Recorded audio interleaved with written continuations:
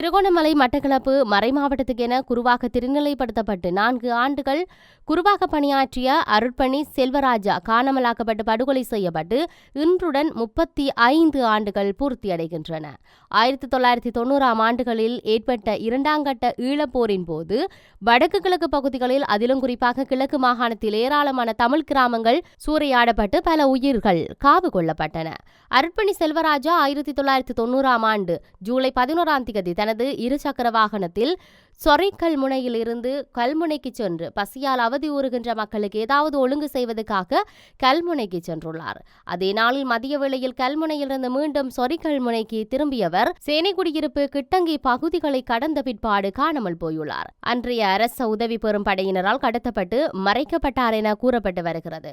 அவரது மறைவுக்கு பிற்பாடு சொரிக்கல்முனை மற்றும் அதனை அண்டியுள்ள தமிழ் கிராமங்கள் அனைத்துமே துவம்சம் செய்யப்பட்டு மக்கள் எல்லோருமே தமது உயிர்களை பாதுகாத்துக் கொள்ள சிதறியோடியுள்ளனர். சொரிக்கல்முனை இருந்து பலர் கடத்தப்பட்டு காணாமலாக்கப்பட்டுள்ளனர். எஞ்சியவர்கள் அனைவரும் அன்றைய புனித சூசியப்பர் சபை துறவிகளால் நடத்தப்பட்டுள்ள பாண்டிருப்பு மாணவர்கள் விடுதி வளாகத்தில் அதிகமாக குடியமர்த்தப்பட்டிருந்தனர். அருட்பணி செல்வராஜா திருகோணமலை மட்டக்களப்பு மறைமாவட்டத்திலிருந்து யுத்த காலத்தில் மறைக்கப்பட்ட 2வது குருவாவார். அவரது நினைவு கூறும் வண்ணம் சொரிக்கல்முனை திருச்சுலுவை திருத்தல வளாகத்தில் ஒரு நினைவு தூவி சாந்தகுருஸ் விளையாட்டுக் கழகத்தினரால் நிர்மாணிக்கப்பட்டுள்ளது. ஒவ்வொரு ஆண்டும் இந்த நாளில் அவரது சிறப்பான முறையில் சொரிக்கல்முனை மக்கள் நினைவு கூறுகின்றனர். இந்த அளவுக்கு என்றால் அவரை ஞாபகப்படுத்தும் வண்ணம் அவரது பெயர் இல்லையே சொரிக்கல்முனை மண்ணிலிருந்து ஒருவர் குருவாகி மட்டக்களப்பு மறை மாவட்டத்தில் பணியாற்றி வருவதாகவும் தெரிவிக்கப்படுகின்றது.